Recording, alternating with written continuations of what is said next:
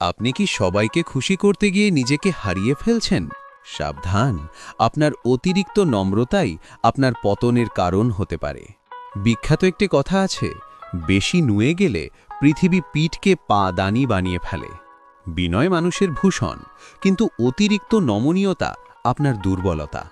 যখন আপনি আপনার সম্মান আর ব্যক্তিত্ব বিসর্জন দিয়ে অন্যের সামনে বারবার মাথা নত করেন, সমাজ আপনাকে সম্মান করা বন্ধ করে দেয়। মানুষ তখন আপনাকে মানুষ নয়, বরং সফলতার সিঁড়ি বা পায়ের তলার ম্যাট হিসেবে ব্যবহার করতে শুরু করে।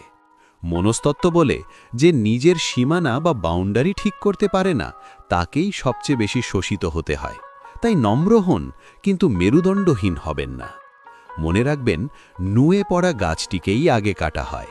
নিজের আত্মসম্মান বজায় রেখে বাঁচুন, তবেই পৃথিবী আপনাকে বসার আসন দেবে, পিঠকে পাদানি বানানোর সাহস পাবে না।